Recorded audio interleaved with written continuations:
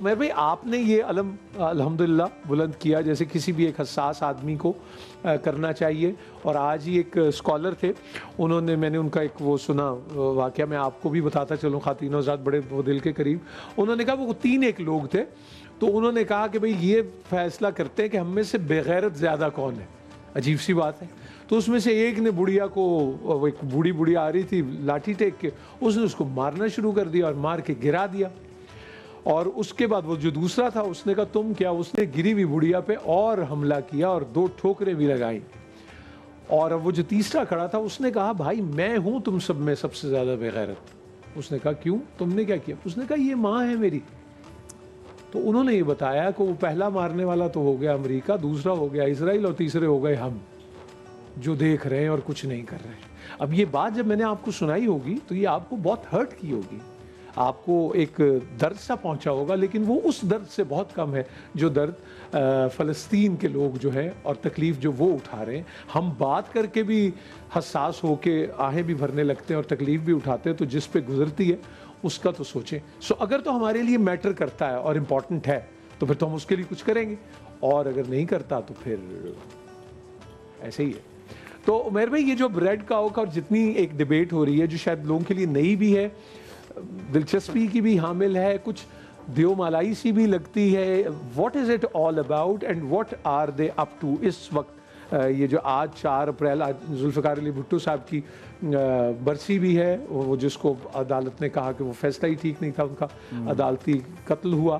سو اللہ تعالیٰ ان کے درجات بلند کرے, اور جو لوگ اس وقت پاکستان میں مشکل میں ان کی آسانیاں پیدا کرے, وہ پس زندان ہوں یا زندان سے باہر ہوں, آزاد ہو کر قید ہوں یا قید ہو کر آزاد ہوں, سب کا بھلا سب کی خیر. جی ڈاکٹر صاحب. بسم اللہ الرحمن الرحیم. نور بھائی آپ کا بہت شکریہ, اتنے زندہ اور اہم ترین موضوعات پر آپ محفل سجا لیتے ہیں. میں گفتگو کا آغاز ٹیمپل انسٹیٹیوٹ کی ویب سائٹ سے ایک پیراگراف کی ریڈنگ سے کرنا چاہتا ہوں. ٹھیک ہے جی. یعنی یروشلم میں جب اسرائیل بیت المقدس پر قبضہ کرتا ہے, ٹھیک, تو وہ باقاعدہ پراپر ایک ٹیمپل یونیورسٹی وہاں بناتا ہے. یہ آپ 67 کی بات کریں, 1967؟ جی ایگزیکٹلی. ٹھیک ہے جی. اور باقاعدہ ٹیمپل یونیورسٹی وہاں قائم کی جاتی ہے, اور 3rd ٹیمپل کو ری بلڈ کرنے کے لیے, اس طرح بھی آپ نے ایک ٹائم لائن بیان کی ہسٹوریکلی, تو اب وہ یہ چاہتے ہیں کہ یہاں پر اس کے پتھروں پر, اس کے دروازوں پر آرک آف کووننٹ جس کو تابوت سکینہ کہا جاتا ہے, ہر چیز پر باقاعدہ ایک ریسرچ ڈیولپ کی. اور آپ کہہ رہے تھے کہ ایک ذرے پہ وہ ریسرچ اس پورے ایریا کی. ایگزیکٹلی ایسا ہی. اب دیکھیے وہ کہتے ہیں کہ the commandment of the red heifer takes on more and more significance. For without it, the divine service of the holy temple cannot be resumed. There is a spiritual renaissance today in Israel. After almost 2,000 years, Israel is clearly moving towards a time when the holy temple on Mount Moriah, the prophesied 3rd temple, will be rebuilt. اور پھر وہ کہتے ہیں کہ but in truth, the fate of the entire world depends on the red heifer. کیوں؟ اب اس کا خلاصہ کیا ہے پوری بات کا؟ پوری دنیا کا وہ جو مستقبل ہے وہ کہہ رہے ہیں ان سرخ رنگ کی جو بچیا ہے اس کے اوپر ڈیپینڈ کرتا ہے.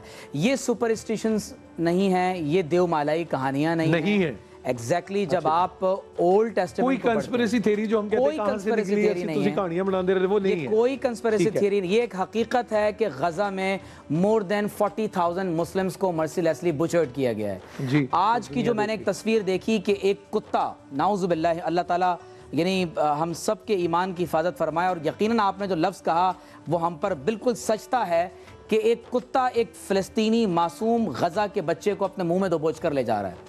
یعنی آج وہاں پر مسلمانوں کی لاشوں کے ساتھ جو ہے نا اس طرح کے انسانیت سوز جو ہے وہ کام ہو رہے ہیں. تو آپ اندازہ کیجئے کہ وہ یہ کہہ رہے ہیں کہ یہ جو ریڈ ہیفر ہے, ریڈ کاؤ ہے, اس پر پوری دنیا کا جو قسمت ہے, تقدیر ہے, وہ اس کے ساتھ منسلک ہوئی ہے. کیوں؟ جب آپ بائبل کو پڑھتے ہیں تو Genesis, Exodus, Leviticus, Numbers, Deuteronomy, یہ early 5 books of the old testament, ان کو تورات کہا جاتا ہے. ان کو پینٹیٹیوک بھی کہتے ہیں, ان کو ریٹن لا بھی کہتے ہیں.